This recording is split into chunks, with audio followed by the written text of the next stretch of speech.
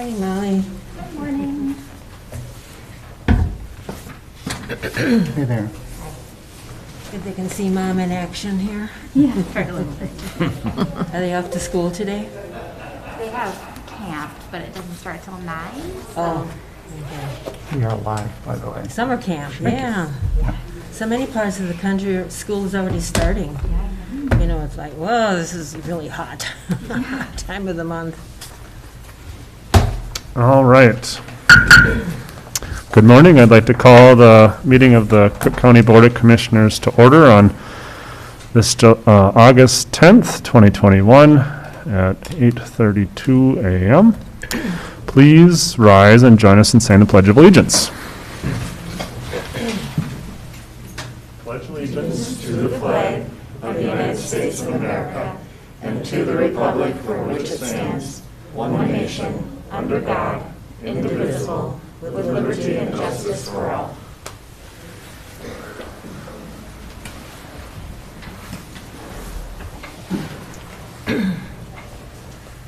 Are there any adjustments to the agenda?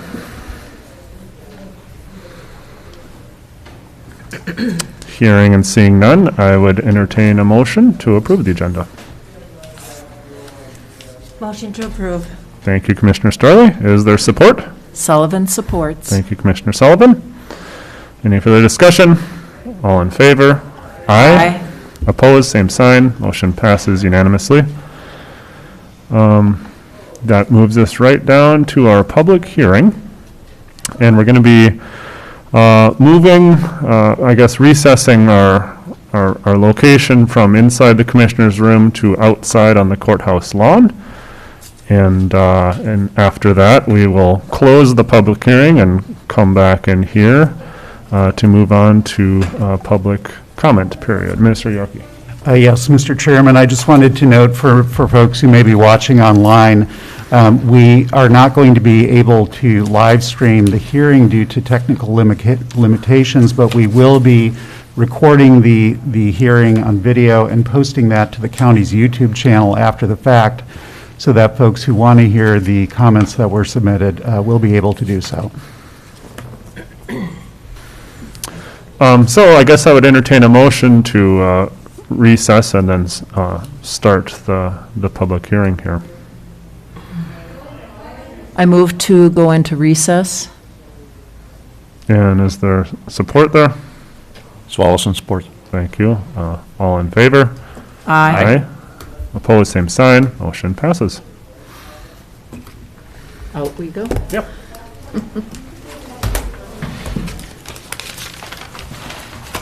For the first ever, I think. It's a historic moment. So History many, so in many. Cook County once again.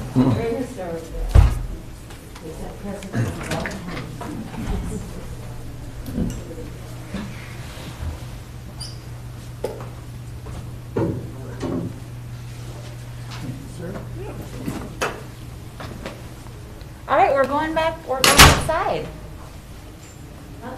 Outside. Huh? I don't even have a connection for my iPad. You can get you a connection. But can we stand here?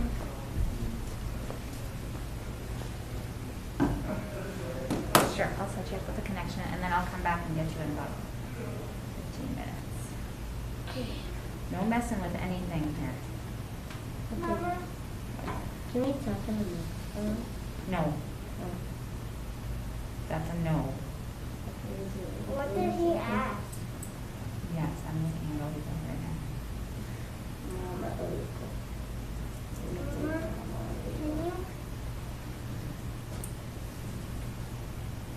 can you help me play? Can you help me get into Minecraft? No, I want to go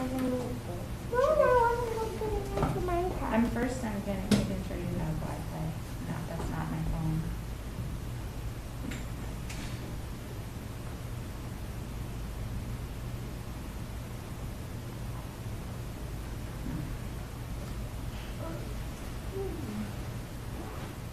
Don't sit here, honey. Sit up there. What? Because that's for public comment. This is This Yeah. is for what comment? Public comment. Oh.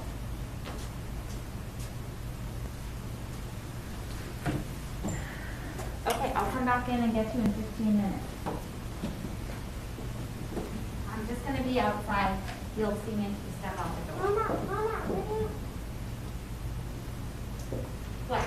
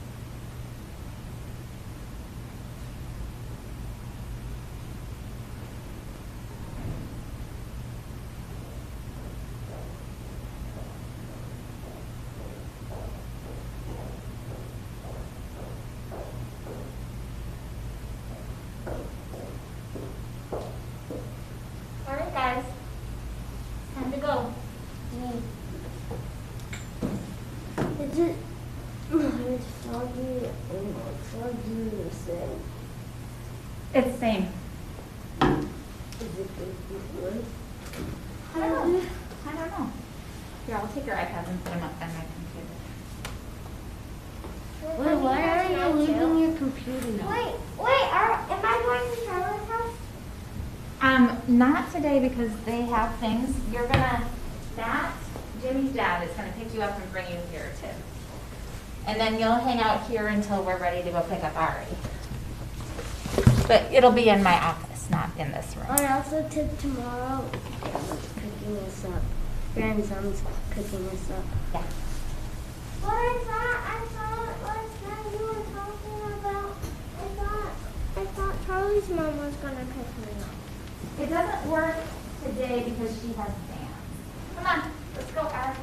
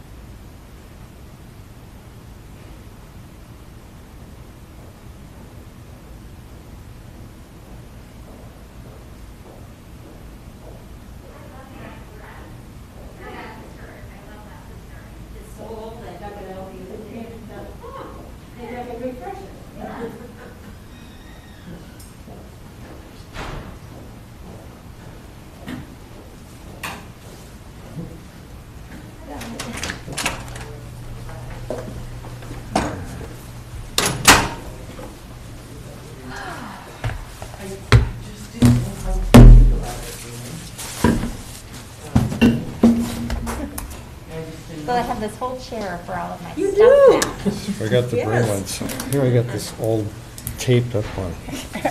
Where is camp for the children? That just looks so They're in tacky. different camp. It is at Cedar camp at Grand Marais Playhouse, the ACA. No, my allergies Oh. are. For 2 weeks, and Ari is at North House for 1 week for the Young Makers camp. Okay.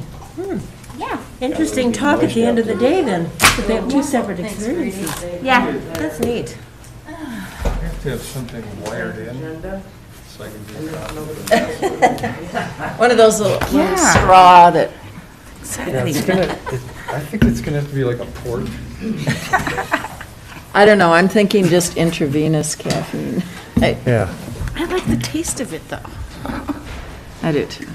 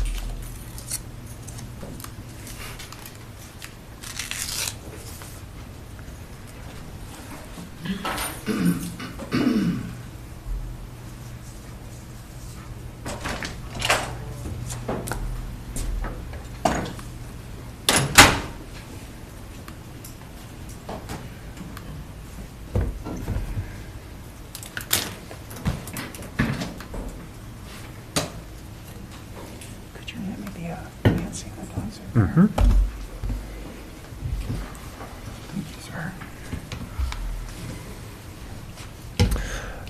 Are we live? Are we still rolling? Thank you. All right. We have closed the public hearing out on the courthouse lawn. And thank you again, all who commented and all who are interested in the formation of, the potential formation of an HRA. That moves us down to item 3 on our agenda, the public comment period. It's the time for anyone from the public to give comment on any issue that they so wish. Would anyone like to give public comment at this time? Or Administrator Yorkie, have you received any further public comments beyond what was read at the public hearing? Yes, Mr. Chairman, I do have one public comment that I'd like to read this morning. Thank you.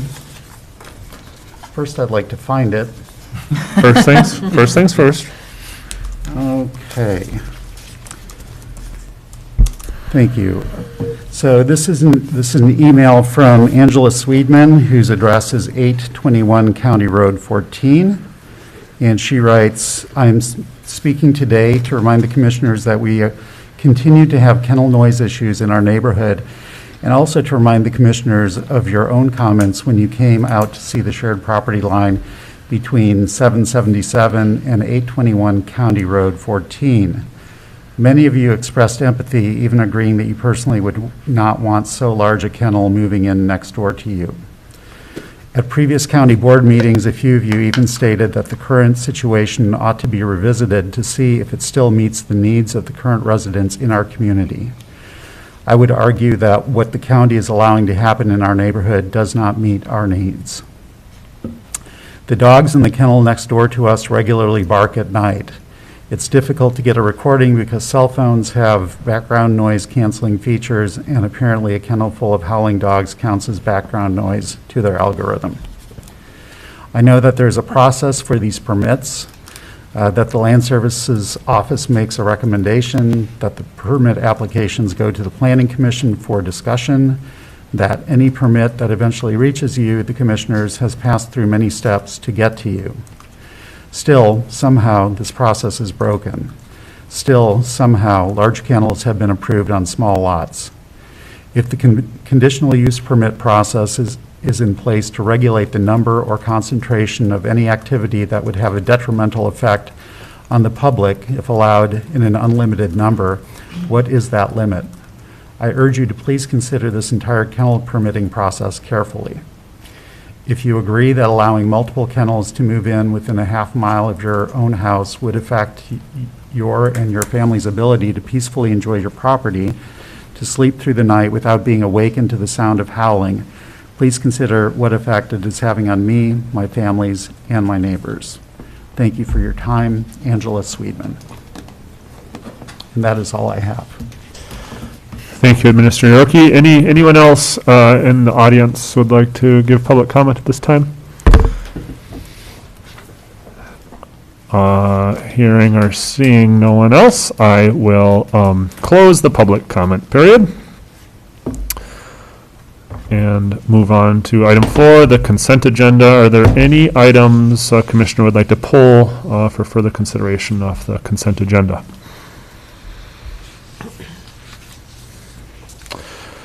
Hearing or seeing nothing, I would entertain a motion. A motion to approve the consent agenda. Thank you, Commissioner Swalson. Do we have support? Sullivan supports. Thank you, Commissioner Sullivan. Any further discussion? All in favor? Aye. Aye. Opposed, same sign. Motion passes unanimously. That moves us down to item 5 on the agenda, the EDA budget presentation. And we have some reps from the EDA. Good morning. Welcome. Good morning. Good morning. I'll send you in here. My name's Scott Harrison, a longtime board member of the EDA and treasurer. Here to make 7 key points today, and I'll trade off with Marais. Did you say 17? Pardon? Did you say 17 points? 7. I guess you were nervous. It caught my attention there. So let me take you back to the origins of the EDA. In 1985, plus or minus, George Nelson hired me to develop the golf course. And the taxes on that golf course at that point were $200. I did the feasibility study. I spent 6 months doing that. I took the results of that to Wes Hedstrom, who was chair of the board at that time. And Wes said, well, I'll support what you want, which is the GO bond issue, if you can make it a no-brainer in terms of risk to the taxpayers. So I went down to the, Doug Johnson was then tax chair of the Senate, and I presented an economic development plan that the golf course would trigger other developments to Doug, Senator Johnson, and asked him for a lodging tax. This was 1986. And Doug thanked me and said, I'll call you tomorrow. And so we had asked for a 2% tax to be sure there was no risk to the county taxpayers. The 2% tax would fully amortize a GO bond issue, which ended up being just under $2 million. Senator Johnson called back the next day and said, you know, Scott, we can get to 2%, but we're going to do it at 3%. That's going to be the state statute, and you are going to start promoting tourism in the county. So, looking back, what have we done over the last 35 years, if you want to go back that far? Number one, we have a significant tourism development down there that attracts, well, we have 13,000 rounds. Not all of those are outside the county, but a number of them come from outside the county to play golf. 2, we are a good-sized employer. We have about 45 people on from May until October. We have 3 full-time people the rest of the year. 3, the lodging tax now generates, as I asked Brady this morning, $1.44 million a year that gets reinvested in this county. And last, and maybe most significant to the county board, is the real estate taxes that have been generated down there in the immediate proximity have aggregated over $1 million at no incremental cost to the county. It's been a big deal and quite successful, and we're real proud of it. That's one of 7. Mary? Thank you, Scott. So, in addition to owning and managing the golf course, another big piece of the work at the EDA is owning and managing Cedar Grove Business Park. And I would just share that from the board's perspective, the EDA serves as the unpaid agent for the county and the city. The EDA doesn't receive any of the proceeds from any of the sales. It goes, whatever is left after the special assessments are paid off and the closing costs, the funds go to the bond payment account. So just one point about that.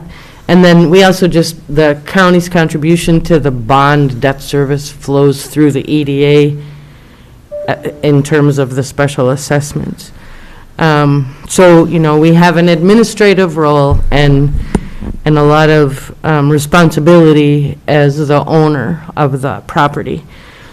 In 2016, when I came here, 8 of the lots had been sold, and we're now close to having sold 14 more. Some of them are pending, but many of those deals have closed. So there's been a lot of interest. We've made great progress. And then 10 lots remain available for sale that haven't been spoken for. And this year we initiated legislative action to amend the grant language that helped to build the infrastructure. And this change that has been implemented by the legislature enables communities statewide to use their undeveloped business park lands 10 years after the grant was received to address individual community needs. So the original language said the business parks had to be used for manufacturing, warehousing, and industrial purposes, which isn't really a perfect match for the economy of Cook County. We have other interests, we have services, we have artists, we have all kinds of folks that are ready with their pen in hand to close on some lots. So the next step that we have there is to work through the zoning process with the city council and see what the appetite is there in the city to make some changes to allow more things to happen. But there is going to be potentially a whole lot of activity. Right now there are 2 projects that are currently underway, beginning to work on their lots. And it's so good to see the shovels are in the ground. It's a good thing. And then Scott's going to talk about SBDC. The SBDC stands for the Small Business Development Center. It was a program initiated by Congress. It's funded through the SBA. The program in northern Minnesota originated at UMD and was at UMD from the early 80s through 2 years ago. 2 years ago, the Northland Foundation took over that responsibility. That is a program that we administer here. And I'll just summarize some metrics. Since June of 2013, when Pat Campanaro joined us to staff that program, she has accumulated about over 5,000 consulting hours, more than 400 clients. She's helped start 55 new businesses, and the leverage of the financing that she's been able to help put in place, the leverage amount is aggregated $22 million. It's a vibrant program that's helpful to a lot of people, free of charge. Grants, Mary? So other grants in the 5, again, going back to my 5-year history, as I mentioned outside at the public hearing, we have brought $5.7 million in grants, which added to $32.5 million in other funding, resulted in $38.2 million in total economic and community development, much of which increases the tax base. And sort of a highlight of all the grant management in the past however many months since COVID started in March of 2020, we have administered $1 million in COVID relief directly to the businesses, to the artists, to the musicians, to the nonprofit like the Violence Prevention Center. It was a great honor in many ways to be able to participate in that good work to support our community during the stressful time of the pandemic. So altogether, again, $5.7 million in other people's money that came into Cook County to support our projects in our community. Number 5, if you're counting, housing. We played a major role, a critical, integral role in developing the 26 units with one roof. As you are familiar, we had the ones for sale developed up here, plus the rental project in Lutzen. We played a major role both with funding and assistance and raising funds on their behalf elsewhere. Second, the EDA provided the leadership and technical assistance for 34 other units. You heard from Bruce earlier today. That was one of those. So 26 plus 34, we've been in the middle of 60 of those units. All right. So another line item in our budget, you'll see we have that housing development funding, and then we have business development funding. And I'm just going to list some of the businesses that we have assisted with those funds in the last couple of years. One is the 47 Degree North Quilt Shop in Lutzen, the creation of the Hammer Chimney Sweep business, the Fisherman's Daughter, the Grand Portage Trading Post, the Dappled Fern Fibers, and North Shore Laundry. All of those are small businesses that benefited from the grants. I can tell you more details about what kind of stuff they use that for, but one of my favorite examples is at the Grand Portage Trading Post, the cooler died. And it was the cooler that they used to provide or to make available to the community fresh produce. So they went over to the lodge and got a cooler and moved it into the trading post in the short term, but we helped them to, with, it was like a $2,500 open the doors and reach inside kind of a cooler. And, you know, to know that they're able to have fresh produce there immediately available to the community, that's a really big deal. And, you know, that goes to basic health and nutrition. And so those are the kinds of things that we've supported with our business development funds. And then last, item number 7, I'm just going to quickly talk about some other things. I have provided staffing to the Creative Economy Collaborative, which is the artists and nonprofits and for-profit businesses related to arts in the county. We've done a lot of fun and exciting work. One of the most visible things that you may have all seen is the Sam Zimmerman and I can't remember the other guy's name, but the painted trash cans downtown Grand Marais. You know, making garbage cans a fun and happy thing. Adding to the ambiance of the community, you know, that we have, in addition to our tourism economy, we have a great creative economy. And then, of course, what we talked about this morning, working with James and Mike Roth and the Minnesota Housing Partnership about this creation of the HRA. Again, looking to increase our capacity for success. And the assisted living / senior living that I talked about outside. We've also led the meetings of the Grand Marais Fire Redevelopment Group. We have a small grant available to help them with some pre-development costs. So we've been meeting with the property owners group, and I think it's coming close to a time where you might hear some announcement fairly soon about something moving forward there. We also have led the workforce development recruitment effort in Puerto Rico and now in Pine Ridge.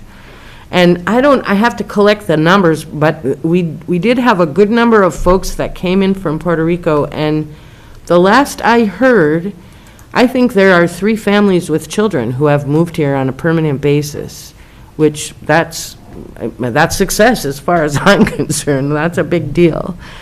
And then, ongoing routinely, we represent the community at regional organizations, developed partnerships and collaborations resulting in connecting with those resources that I talked about earlier. So that's a summary of what happens at the EDA, what's been happening at the EDA, and we're both here to answer any questions you might have about our levy request. I just want the commissioners to, when they think about us, to understand golf course, business park, SBDC, major role in housing, business development, grant funding that far exceeds the investment. I think our request this year, Marais, tell me if I'm wrong, is 340 plus the 60. We are simply a conduit to the city, so it aggregates 400. Right, that's correct. Be delighted to try and answer questions if they're not too hard. Thank you both very much. Any questions from commissioners? Commissioner Hawkins. Of course. Thank you. I appreciate your report. I was going back previous ones, and another thing that I really appreciate is getting the EDA packet in our board packet, reading the minutes. I really would like to see the financials. You talk about it every month, but the numbers aren't in there. And I like to keep track of, I look at numbers more than words, so. Yeah. And when I look at this budget that's proposed, it does not look like the previous 3 years' budgets, and that's sometimes makes me wonder, why do we keep changing the way it looks, and it's hard to track? So one of the things I'm going to ask, how come you have use of funds, but you're not showing any source of funds, which the last 3 years you did? So what was the reason for changing the looks of this? See, that's a hard question. I can answer that. Okay, good. So I think last year I might have prepared the document, and I don't use Excel. I never learned that program, so I just make a Word document. Maybe that, I don't remember for sure. There's nothing intentional about why it was changed. It just is, going with the flow and the workaday business and getting it done. I can tell you that the other sources of funding are not here. This isn't really, maybe what we presented in past years was actually the budget that was inclusive of grant funds carrying over from IRRB, the $25,000 a year that the EDA receives from the SBDC to support Pat Campanero's position. I don't know if there's there's other like grant funds that we carry over from year to year. That will be in our final budget.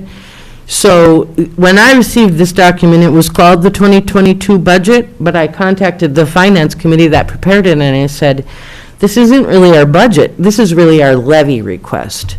So that's the difference. And I'm just going to say, as a commissioner, you're asking me for money.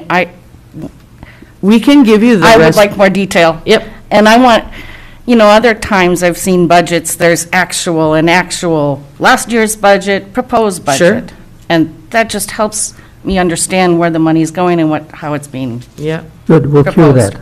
We can So, get you yeah. that. We That can would be get you the helpful full- for me. And then I will also make a note, Commissioner Hawkins, would you like the financials for both the EDA and the golf course? Yes, I would, please. Okay. Thank you. We can provide that to James and April with our board packet Thank you. every month. And so the less loan repayments, is that the $175,000 that the Oh. golf course still owes us? No, it isn't. Thank you for that question. That is in 150. Yeah, no, right, the answer to that question is the amount that we owe for the loan is 150,000, but what this 25,000 is parentheses is actually other revenue. We had a $250,000 grant that the EDA received from the IRRB, and we made 17 loans to small businesses with that money. And this 25,000 is what they're going to be paying back in when they repay their loans. Okay. And when those funds return to the EDA, they are available to be used at the discretion of the board for their highest and best purpose. Okay. So that is why you see the total use of funds at 365 minus the 25 gets us to the levy request of 340 plus the 60 for Cedar Grove, which isn't really the EDA's money, it just passes through. Okay, so there is no, not in your general fund or your other Superior National Fund, a plan to repay that We I thought it was have 175 been in discussion about making regular payments on that loan. We do currently pay the 1% annual interest. Brady, that's correct, we're current with that.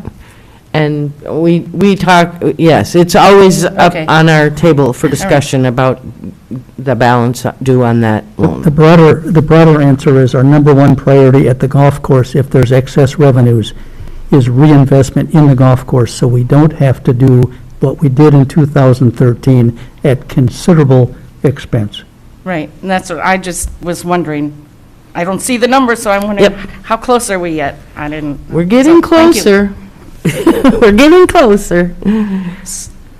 So I have one more question, I Please, think. yeah. I'm going to go down my list here. Yeah. So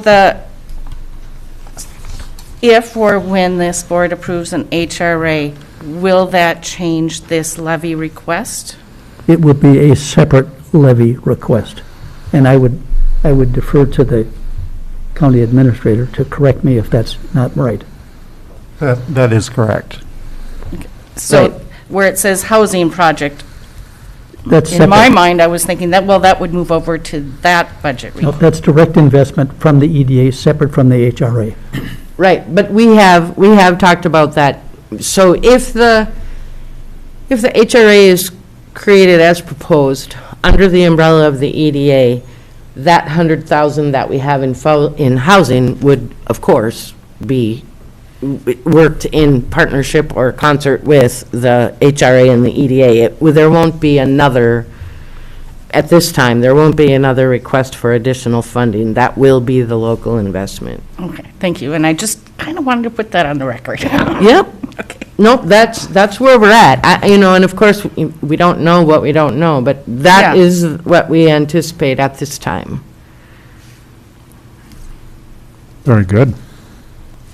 I think Thank that you covers for all your my questions. Thank you. Thank you very much for the questions. It really is really important to ask these questions and to get the answers out to the public, and I especially appreciate asking about the format changes and that. And my assumption was that, much like the format we're seeing with our general budget and levy, we're trying to make it more accessible to more people. And just when we start getting into the details, which are absolutely important and one of your strong suits, I would add, that's beyond what most people in the public, it just kind of clouds things. So that was my assumption, but I appreciate the clarity there, and thank you for asking. I'm sorry, you want that additional information sooner than later, so that you have it for, while you're finishing this budget process? I would appreciate that if that's possible. So Thank you. compared to last year and actual, okay, got it. Any other questions from commissioners or concerns? And you did briefly introduce Beth out at a public hearing, but this is maybe a even more appropriate time. I don't know, Beth, if you want to say anything or introduce yourself more, or just, I just want to express gratitude and welcome for your new role. And a big smile, I yeah. really am. I can see it in your eyes.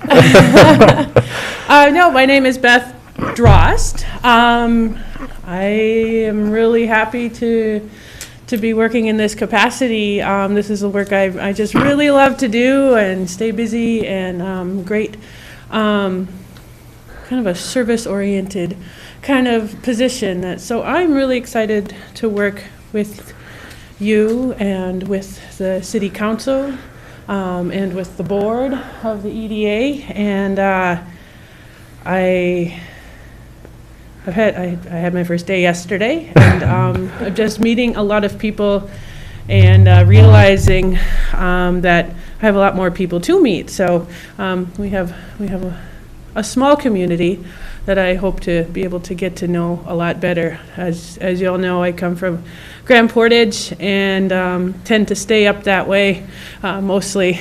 And I am so excited to get down to the West End this afternoon to go to the golf course. And so it's great. I'm excited. So thank you for the opportunity to introduce myself, and I look forward to working with you. Yeah, thank you. Welcome. Welcome aboard, and yeah, we look forward to working with you as well. Yeah. Mr. Chairman, Commissioners, I believe this is Mary's last public event, and on behalf of the board, and I hope you'll join me, I'd just like to give her a hand of applause. She's done an outstanding job for us. Yeah, here, here.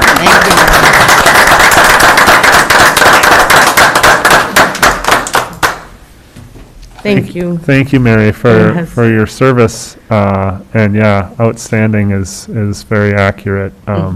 Looking back over the work that you've done and where we're at now, it's truly incredible. So thank you very much. I feel very lucky to have overlap with you, Mary.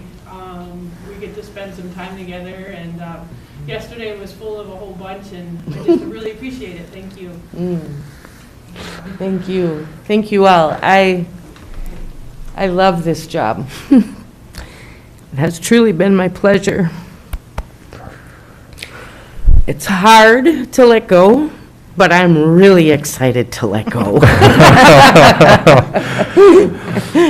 So, and I'm grateful for Beth. I think the community is well positioned to go forward in a good way. Thank you again. Thank you. Yeah. Thanks, Commissioners. Thank Yeah. you. I'm just wondering if it's appropriate to ask, are you going to take up the discussion about the HRA, or should we just watch the movie later? Well, it's not an item on the agenda, and after the hearing, we are legally able to do so. But I guess we'll just, I don't think it'll be a formal discussion. It seems like maybe we should have that more so Published. on the Okay. agenda. But I do hope we can at least just talk about some of the comments later on in the meeting, and All right. maybe towards the end of the meeting under the commissioner concerns and Okay, comments. all right, thanks. We are going to carry on with some other Yes, business, please. so Yes. we'll get an update later. Thank you. Yeah, thank you for your time, and thank you for the presentation.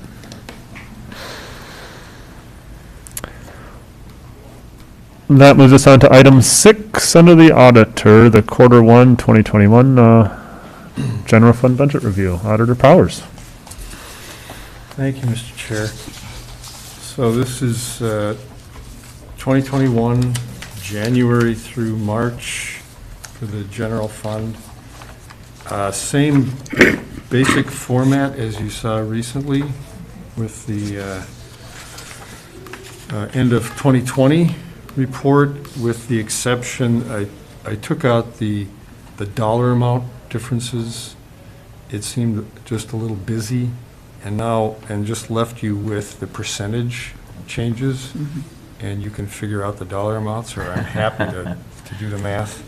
But it was just kind of busy. So again, it just shows 3 columns of actual, revenue, expense, net, annual budget for 2021 now, revenue, expenses, net, levy.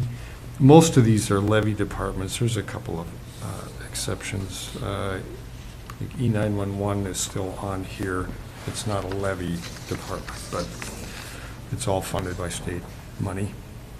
So on the right-hand side, it tells you the changes.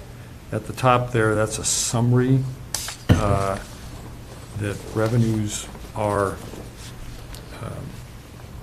below what you would expect at 25% of the year. We've got 12% of our revenues. It's less than you would expect mathematically. It's exactly what you would expect as to how things are funded here. Okay. Largely, our BWCA payment is outside of this. It came in April or May. That's where it's been coming lately. So that huge one is outside of that, and a lot of our other big, obviously taxes are not. We're not here in the first 3 months, so we do expect that to be very low. Expenses are pretty close, 23% at 25% of the year, and that's to be expected because our expenses are largely payroll, which is annualized, and our general operation expenses. Many of them are pretty annualized. So the net levy then is higher than you would expect because the revenue is low, and that will balance out. You'll see that at the next report. You'll see this come around very quickly. So, and at the bottom, I just try to explain some of the differences that I've highlighted in yellow, and I will just leave it to any questions that you might have rather than go through those line by line. Very good. Thank you, Auditor Powers. Any questions from commissioners or concerns? Commissioner Hawkins. I have one question, just one. Q1 IT charge to public health was much higher than expected. What was the reason for that one? I asked that question too, and it was actually operations.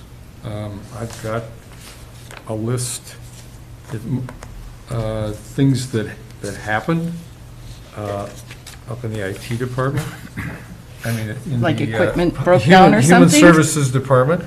Yeah, I mean, some Okay, of it I was just- workstation incidents Oh. that just happened to occur in the first quarter. 1, 2, 3, 4, 5, 6, 7, 8, 9, 10 incidents, and the rest were requests. And hopefully, incidents were piling up in the first quarter, and it won't continue. You won't see that again. But, it may just be one of those years, too. And those varied from, many of those were in the 1,000 new workstation requests, $1,300. An incident cost $1,100. I don't have details on that. Okay. We'd have to get All right. our IT here, so. Well, there she is. Timing is everything. Were you watching? You can get through the wall. So, as you know, hello again, Commissioners. Thanks for listening to me. As you know, all of our computers on a regular replacement schedule, and it just happened that at the beginning of this year, there were quite a few computers that were replaced in PHHS. I forget the exact number, but Brady has it. It's like 10 or something. And so, that's spread out over 3 years, but in that particular department, all came up at once. So that was the okay. reason. Yeah, because I thought you had budgeted for Oh, we do. all that. That's all and so- budgeted, but they Okay. get charged back because we get money back from the state for the Okay. support to them. All right, that makes sense then. I Okay. just- Thank you. Anything I'm glad else? you're listening through the wall. Yeah, I was sitting there going, I should just come answer that question. Thank you. Well played. Thank you, Rena. Any other questions or concerns from commissioners? I'd just point out that now we're expecting the second quarter's report here, Next meeting. and then we'll be all caught up, so that's great. Thank you.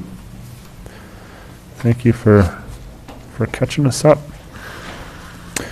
Moving on to item 7, Administrator Yorkie. Thank you, Mr. Chairman. Excuse me. So just a few things this morning. I just wanted to note that we do have scheduled the interviews for the Extension/Community Center Director position.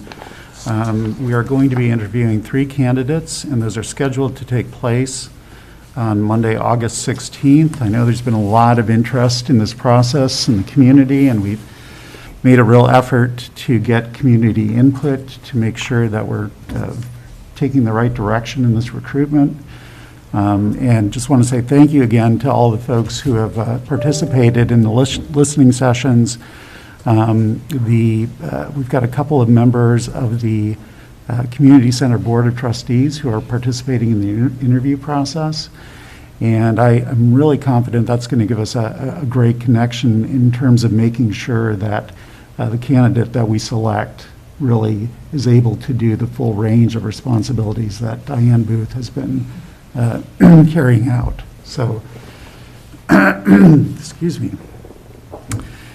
So that's one thing. So hopefully we'll have more information at the next business meeting on where we are in terms of selecting a candidate and making an offer. A couple of things I wanted to mention, you all did approve the agreement with 4-Star Construction to begin the renovations of the recycling center, and I'm happy to report that that process is starting. We expect that the construction will get underway very soon. The work is expected to take 4 to 5 weeks. So we'll have those repairs done well in time for winter. So really happy about that. I had a chance to go down to the recycling center a couple of weeks ago and spend some time with the guys there and talk about how things are going. And they're just really, really excited about the construction, and really grateful to you all for approving that expenditure so that we can get that done. So just wanted to convey their thanks for that support. The other thing I wanted to mention is we, as one of our projects for the current calendar year, we have taken bids to redo the concrete steps in front of the courthouse, which, as you have seen, are in really bad shape. We've got a lot of spalling going on. The steps are breaking down, and it's really just a function of repeated salting, de-icing that goes on during the winter. It's very, very corrosive to the concrete. And I have, in fact, talked with Brian Silence about whether it would be possible to find some other kind of de-icer that's effective but less destructive to the steps and the sidewalks. Unfortunately, there seems to be a trade-off where the less corrosive and abusive it is to the concrete, generally the less effective it is. So obviously the safety of our staff and visitors coming into the courthouse is paramount. So we have to try to balance safety with trying to preserve as best we can the condition of the sidewalks and the steps. But going back to where I started, we had budgeted $20,000 for those repairs, and you won't be surprised to hear that the bids have come in much higher, which this is kind of the nature of the beast of doing any kind of construction work at this time. We've talked on multiple occasions about the fact that the cost of construction materials have gone up significantly since the beginning of the pandemic. We anticipated spending $20,000. The first couple of bids that we got were in the $40,000 range, and we recently had one come in at $33,000, which is still significantly over what we had budgeted. And I have really mixed feelings about this, frankly. I mean, on one hand, I am reluctant to spend, money that it feels like if we probably waited a little bit, it'd be cheaper to do. On the other hand, the condition of the stairs is so bad, and it's a risk to people who are on county grounds, who are using those steps, who are using the sidewalks. It's really not a good situation. And so I'm still having conversations with Brian Silence on that. I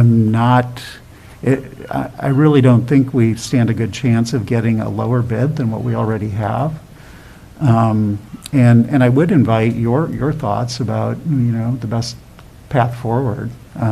Again, I'm really not eager to spend more than we had budgeted. And we would have to, you know, if we were to move forward on that, we'd have to find that money somewhere, whether it came out of, you know, our cash balance or, you know, we made an adjustment somewhere else. But we are kind of between a rock and a hard place on this deal because, you know, the steps clearly need to be fixed. And there doesn't appear to be a lower cost way to do that. So that's kind of where we are. How many bids did you get? We had 3 total.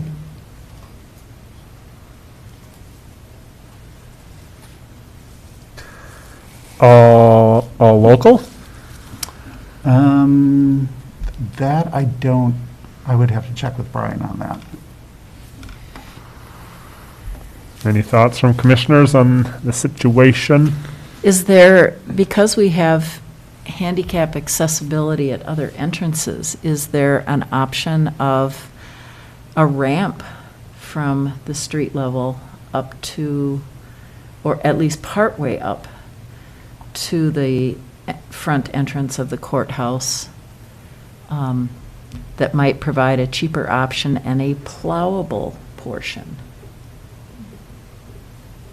That's an interesting question, and I don't really know the answer to that. I'm not sure what option there might be for creating more of a gradual path up to the front of the courthouse. In terms of ADA accessibility to the building, I mean, obviously, we've got the entrance on the west side, which is ADA compliant. But as far as the renovation of the steps and whether having some kind of ramp would be more durable and would, you know, we wouldn't have the edges of the steps breaking off. That's an interesting idea. It would probably require some excavation. Mm-hmm. Clearly. Yeah. I'm just trying to think of the cost, not only at this moment, but the cost over the long haul. Right, right. Which is how we should be thinking exactly. So thank you. Commissioner Storley, you had some thoughts as well? Right. Well, you know, it's a long walk to get to that front door. Mm-hmm. And I don't know how many people would ever use it. We've got both doors on either side. Mm-hmm. How about just closing it off right at a step, put a nice planter there, and just call it quits? You know, for 30, 40,000? I mean, it could be deferred. I think I mean, we would have to make sure it's totally blocked off because it would be a liability issue as long as the steps are in that condition. Yeah. Right. But yeah, deferring it is a possibility.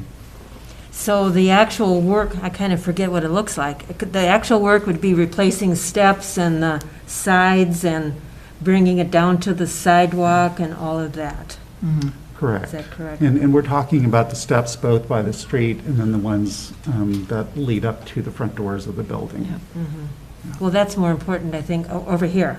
Yeah. Yeah, Mhm. than the front. Mhm. I don't think many people would ever use it. I do. I mean, my office faces that direction. I do see people, I mean, and I think they're mostly, I don't think they're necessarily coming here for county business, but just kind of passing through the grounds. Oh. So they do get used, not, in my observation, not to a great degree, but they are used. And I don't know about closing the entrance and exit because of a fire exit need. Mm. So I think we have to be cautious about that. Commissioner Hawkins? Yeah, I'm going to advocate to fix the steps. Now, maybe we want to postpone a year, but this is an historic building. There's something to be said about repairing old buildings and keeping that. I would hate to see those steps taken out and the whole look changed. That's so. I'm advocating for spending money. I'm not always. But I get the dilemma. Should we wait a year? Maybe, but I'm going to advocate that we need to do proper maintenance on our building. I appreciate that perspective. And I'm going to have to go out and have a look at it before I can render an opinion one way or another. I haven't Oh, yeah. spent the time to actually go out and put my eyes on it, but I certainly will do that. Yeah. And, you know, because it's clearly, I'm in agreement that we need to maintain the building. We're just going to need to look at what options are available to do that. It may be the option is you spend the money because it needs to be done. I mean, if that's where we're at. And it sounds like we're all on a similar page here with deferral but taking another look. Auditor Powers, please. I just want to make just one comment, just observation, that I've watched them deteriorate, and the speed has really picked up in the last year. And I don't know how much that affects the overall cost, but it wasn't noticeable to me as being really bad. But so it's more the how dangerous will they be a year from now, and how much more will they cost? Yeah. I just have noticed that it's picked up. I mean, we do have exposed rebar, for example. Oh, yeah. So, yeah. Well, one idea I was going to throw out there is using something besides concrete. Concrete reacts with salt, stone does not. Stone does have its own challenges and cost, but as far as longevity is concerned, that's maybe something that should be looked into. And I know there's all different grades of stone. It's not my strong suit, but when we talk about historic buildings and you go, say, like the East Coast and look at however many hundreds of years old they are, that's often what's used as, you know, they have slate sidewalks and granite curbs. It's pretty amazing. Nothing like we see around here, but there might be some uses for it where that makes sense. So. Well, I do appreciate the board's feedback on that, and by all means, if you'd like to take another look and either call me or send me an email, just let me know what your thoughts are. That'd be really helpful. Okay. Thank you. Was that all for your updates? That is all for my updates. All right. Well, then we moved into closed sessions, and I would just summarize this by saying there's two matters that will fall under the closed session: the legal matter, sale of property, and then also personnel evaluation. That's administrator evaluation. And so I just would move that we enter into a closed session authorized under 13D.05 subdivision 3C. And in particular, the item and the subject of the meeting was identified as that sale of property, as well as administrator evaluation. And let's see, this is, as far as the property is concerned, it's in regards to parcel ID 53102 2100. And I think, I don't know if we need two different references. Attorney Hicken with that? So I think what's probably most prudent is to open or to begin a closed session on one subject. End that closed session, take any action if the board wishes to take action, and then begin another closed session for the second subject area. So we'll get our steps in. You'll get your steps in. You'll get your action on the record as far as each, the justification for each closed session, and we won't be mixing topics. Okay. Yep. So my motion then is just for the first item here. Is there support? Swallowson supports. Thank you, Commissioner Swallowson. Any further discussion? All in favor? Aye. Opposed, same sign. Motion passes unanimously. We are in closed session now. We'll move next door. Do you folks need a break? In transit? I do. Yeah.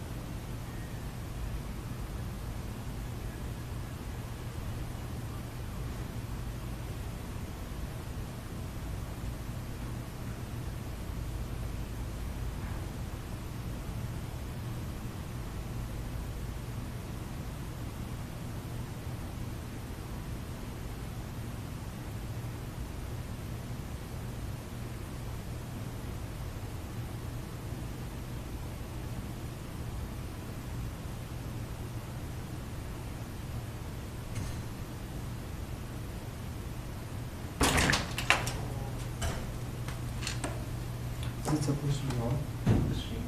It's still going. We're in a closed session right now. Okay. Yeah.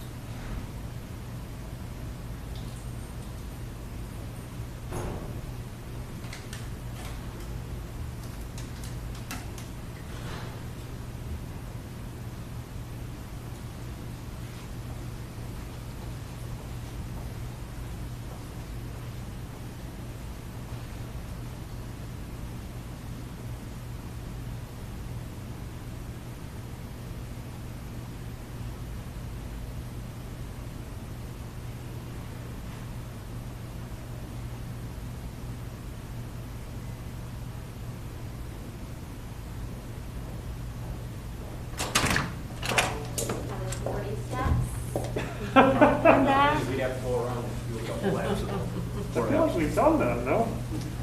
We could admire the staff's. Yeah.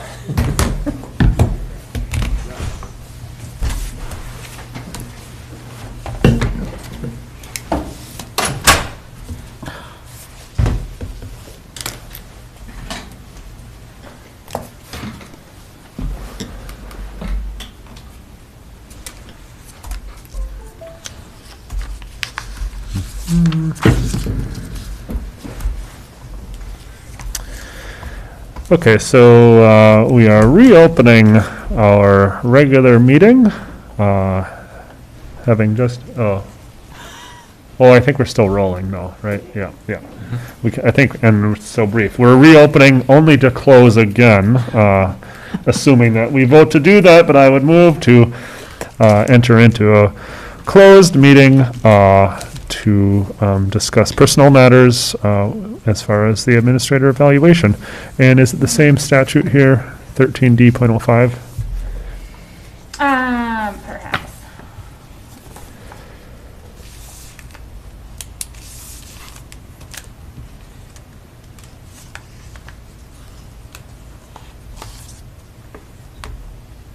Yes.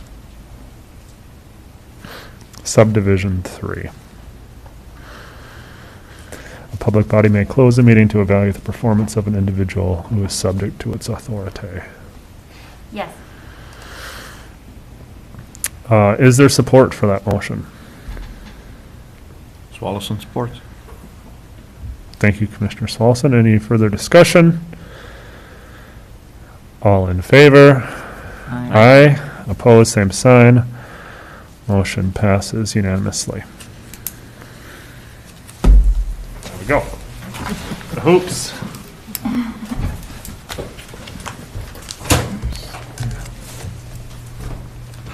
Okay, this one also has to be recorded. I don't know if there's a reason for me to actually be in No. closed meetings. So Thank you. yeah. And I see this here. No,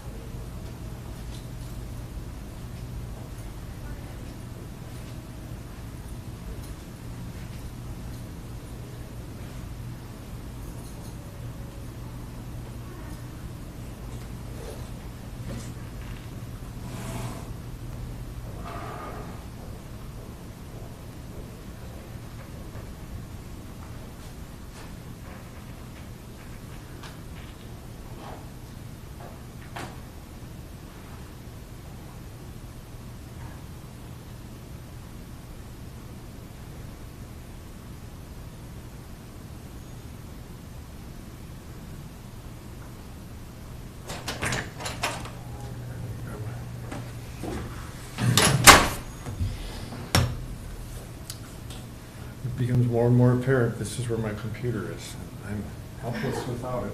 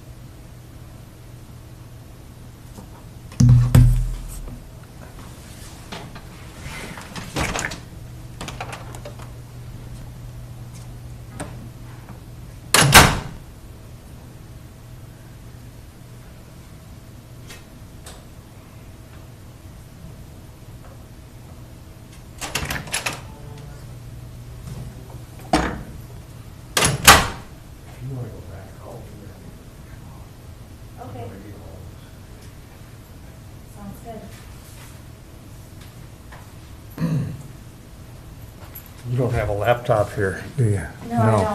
Yeah. Yeah, I was gonna say it might be good to, for a laptop, contact IT. Yeah, for stuff like this, yeah.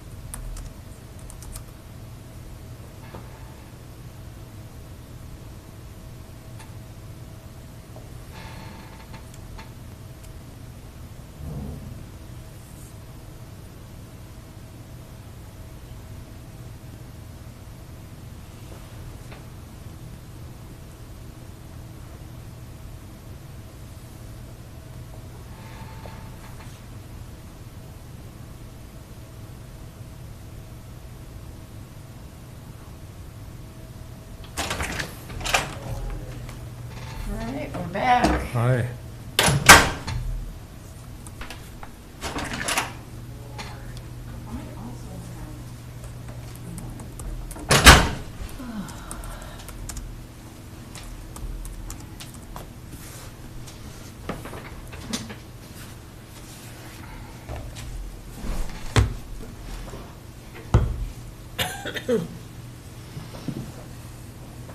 Well, I didn't hear any outbursts or crying or anything. No chairs being thrown. No no. It chairs was- being thrown. No, none of that.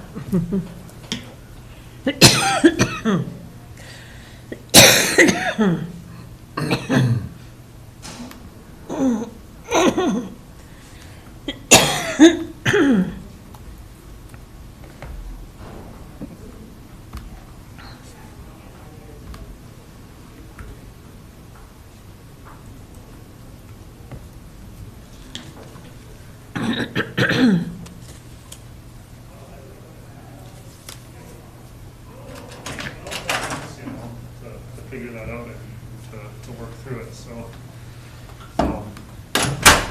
I would love to, but again, it's up to you how you feel most appropriate there. But systemic things, at some point are gonna have to be brought. Well, that's why I'm wondering if, Right. is this, what is this? I don't know. Me neither.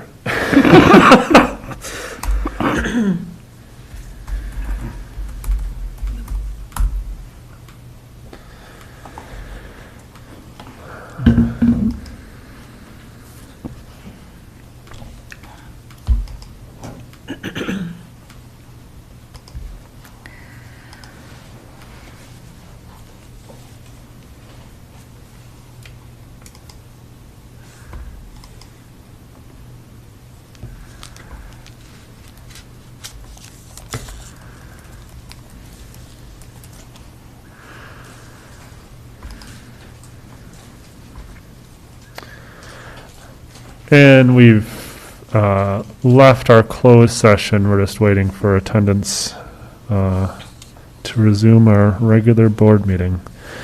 And we'll be moving on to item 9, employee concerns, commissioner concerns.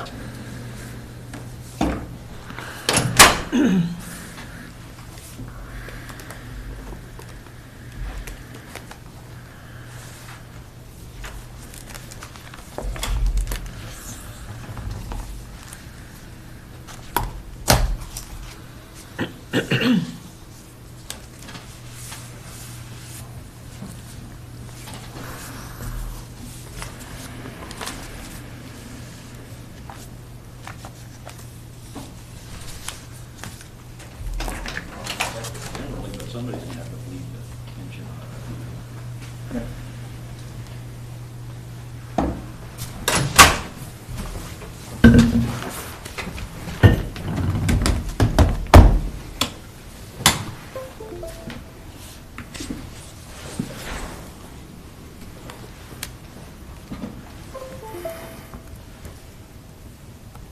And we're all back. Out of their closed session, we can close the closed session and reopen our regular meeting. It's 11:39, August 10th, 2021. We're on agenda item 9, employee concerns, commissioner concerns. Commissioner reports and meeting updates. Any reports or concerns from commissioners? Well, we certainly did prompt a lot of support for the 1% lodging tax with our discussions in our last meeting. I see here as we look through our minutes that many organizations, I did have some telephone calls from some people as well that, and I tried to express to them that I don't think that anyone was saying that we shouldn't be collecting the 1% lodging tax. That wasn't my sense of that. I told them I wasn't speaking for all the commissioners, but it was just a discussion from my part, more focused on trying to come up with innovative ways to deal with some of the housing issues and this type of thing, and the 1% happened to be something that came onto the table, and we had that discussion and kicked it around a little bit. So, and I think we will have more discussions on that, but I didn't want anyone to think that we weren't, or that certainly I wasn't supportive, and I didn't get the sense the rest of the team was non-supportive of the 1%. Yeah, and I think it spurred a lot of conversations in the community, Yep. just about what is that? How does that work? What can we use it for? What are our options? And so by and large, I think it's been some good conversations. It always it can also be frustrating if there's misinformation or misunderstanding about what we can and cannot do, but it's, I think, really good to have those conversations and to work through all those options or non-options, as the case may be. And yes, please. I'm just wondering, we talked about setting up future meetings to get together all the stakeholders and discuss this. Is that something that's going to happen because of the five of us saying we're going to do this? Or is this something we should bring up at the leadership? This is Group? something that is going to be on the Committee of the Whole agenda next week. Okay, thank you. Yep. And what I'm really hoping for is to, have more of this conversation out, recorded and in the public, and to also be able to look at what other potential options we may have and what roads we can take, and just a good path forward. Because I don't know if you heard the interview with State Auditor Julie Blaha, but I thought that was a really good conversation, and I would really like to lean on what we learned in the past with the short-term rental tax. I felt like maybe I shouldn't speak too much to that about my perceived success there, but having reached out after our last meeting in the community, asking about others' perceived success, I think by and large we can call it successful, and that's just something to be proud of, I think, at the state level, and we can be leaders like that at the state level, just by coming up with solutions that's going to work for our community, some compromises, and then move it on down and see what we can do more broadly. Because I think the reason for that success was because the actions we took resonated with others throughout the state of Minnesota. Yes. I'm have at least a little bit of confidence that I think this type of discussion would be resonating with others. I would go as as far to say more so than the short-term rental tax. Like that was like, Crow Wing County and Brainerd Lakes area or wherever. I mean, there are areas, but housing statewide, nationwide. So correct. Okay. Just there'll be other players, a lot more players then too. At the table. We'll see. And when were we thinking we would take formal action on our housing redevelopment authority? Well, that's up to us. But I would hope that we could have it at our next regular meeting's agenda. I would support that. Yeah, try to roll things around. And initially, I didn't know, as we had talked on just yesterday, didn't know if the board would be chomping at the bit here just to move right now. But it seems more appropriate just to let the comments sink in, to No, you need to reflect think on more, it. exactly, Yeah. reflection. And it needs to be an item on the agenda Yep. that, make it formal and. Yep. And so that's what I would hope for, and it sounds like we've got. Are there more questions we want answered about that? Is there, there's, it's not totally clear exactly what the HRA will do as a number one action item, and that's not something I think we need to know. We just need to know what the HRA is, what its potential is, its possibilities, and if that's an appropriate tool for our community. So I don't know if there's more levels of details that we need, Commissioner Hawkins? Yeah, I have a couple things that I was going to ask if this came up, but Yeah. I am wondering if, and when we approve the HRA, if there is it okay, or are we able to put a clause in that, okay, in 5 years, we will reevaluate whether or not we want this to continue or not, and so that there's some checks and balances. Yes, this is really working. Yes, we want it to go on. Or, oh, you know what? I don't think we need this anymore. So I don't know the answer to that. And the other one was just to make sure that when we do however the language is for us approving, I haven't seen anything yet. Yeah. That it's set up like a current EDA where this board approves the levy, that Yep. they don't just get to do their own, so. Those are two things that I think are important to double check on and make sure in the language if it's possible. And those are, the first one I hadn't heard, I'm not familiar with like a sunset for,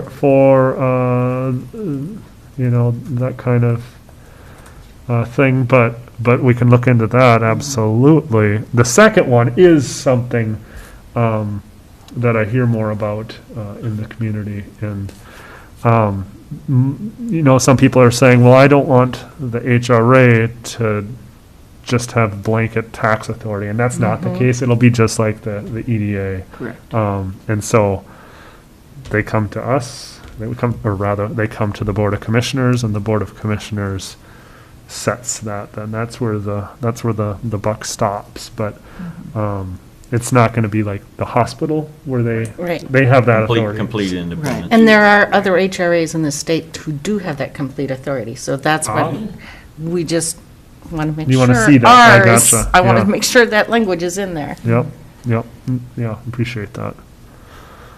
And I'm sure you're working through and taking notes about all these Yes. conversations, discussions. Yeah. And just to remind anybody who's watching, when we had the committee of the whole on the creation of the Housing Redevelopment Authority, there was presented a draft work plan, which the EDA board, assuming that it is also going to serve in some fashion, possibly with additional members, possibly not, as the HRA board, wanted to finalize the work plan. So it was a draft document that you all saw.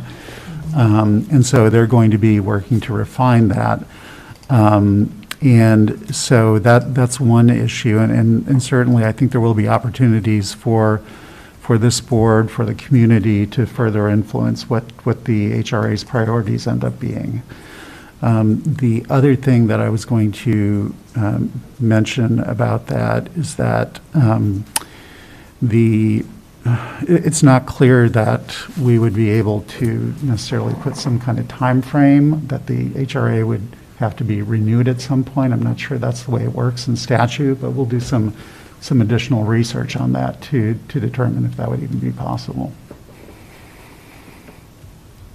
It's funny, thank you for the reminder on the committee of the whole, because I was absent and then watched the discussion, but didn't review that draft work plan, so I'm doing it right now, but I will certainly do a little deeper dive there and let you know if I have any other questions, but that helps me a lot, so thank you for that reminder.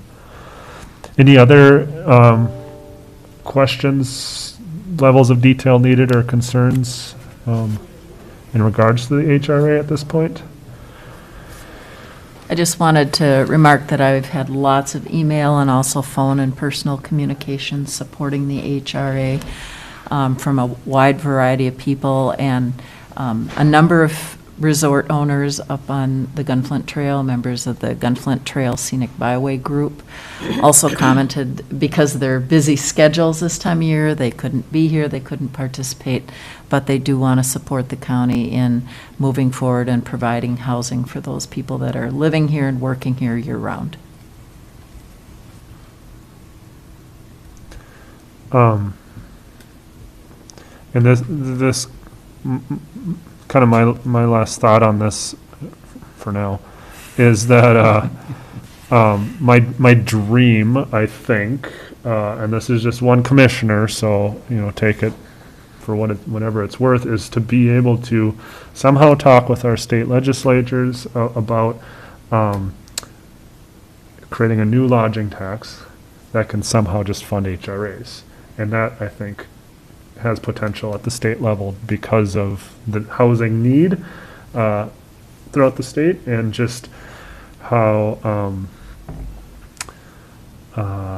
and that would be an option, a local option, so not mandated or anything. It would be up to the local governments, and that also is a popular concept to maintain local control, but that's just a way to not have it on the taxpayers and still have it be relational to what's going on in the community with visitors, and trying to meet the needs of visitors, but also providing the needs of residents.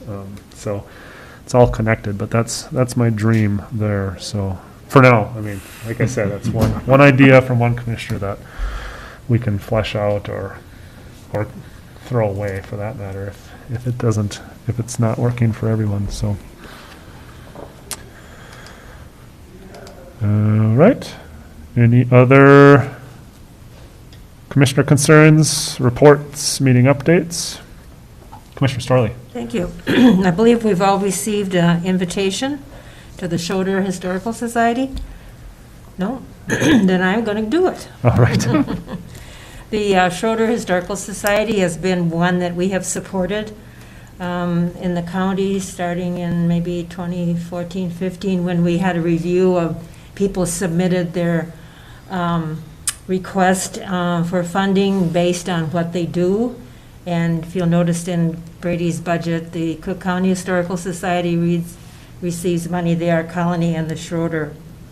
Also historical, it's the kind of the gateway to the county, so they do have tourism offers for people and pamphlets and so forth, things to pick up. Well, they're celebrating their 25th anniversary on the weekend of August 20th. And specifically, Schroeder always has what they call Schroeder Days. They do a pancake breakfast for the firemen benefit. And this year they're going to have some music over the weekend. And on Saturday the 21st, at the Heritage Center will be walking tours from 10 to 4, if you're able to do that. Or in the evening, then they'll have their special event at the Schroeder Town Hall, starting at 5, from about 5 to 8. They'll have music, refreshments, some historical reflections, and a feature presentation by their president. So that's the weekend of the 21st. So that's a good event for the folks in the West End and for the county. Fun. Thank you, Commissioner Storley. Any other meetings to note? Commissioner concerns? We do have the Community Leadership Committee, August 12th, 5:30 with the Zoom link. Then moving on to correspondence and memos, as Commissioner Swalson referenced, we got a lot of feedback in regards to the 1% lodging tax. Also good to see the sales tax report, very informative. One of the items that, or just one of the things that caught my eye with the 1% lodging tax was just the flexibility of that particular funds. The 3% is one thing, the 1% can be more targeted and more nimble, and so I think that's a really important point to bring up, that we can work with that a little bit more. And I believe that Visit Cook County is well aware of our challenges here, and some of the quote unquote madness that's brought on by our success, and so they are sensitive to that and willing to try to help in any way they can with that 1%. So I appreciate that. They do really good work, and a very, very strong organization there. So, but there's A through M there of correspondence, and then item 11 is the recognition of staff and anniversaries, hires, and retirements. Before I read, I guess I'll read these first. We have Jacob Backer, 2 years in the Highway Department. Keishan Barwilia, 3 years in MIS. Grace Bouchard, 14 years in PHHS. Josh Dix, 1 year in the Highway. Pam Dixon, 2 years in HR. Robbie Haas, 1 year in the Highway. Wes Higgins, 8 years in the Highway Department, and Eric Robley, 1 year in the Highway Department. Thank you all for being on Team Cook County, and appreciate all your work.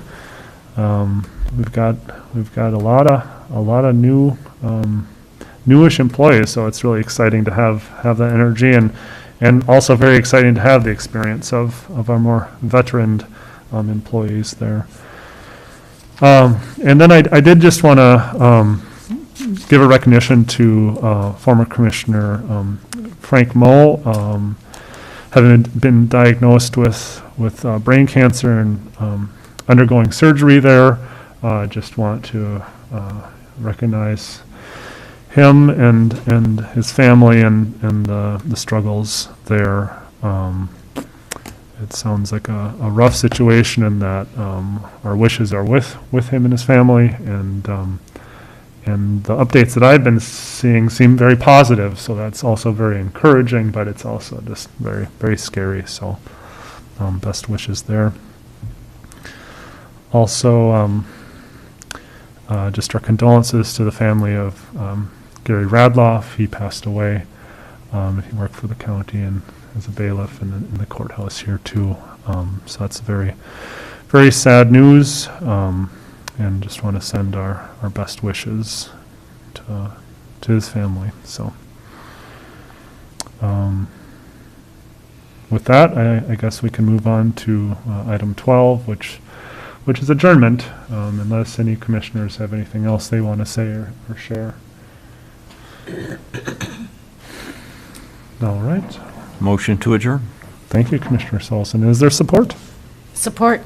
Thank you, Commissioner Hawkins. All in favor? Aye. Opposed, same sign. Motion passes unanimously. Thank you. We never fail to pass it. I think there's YouTube videos with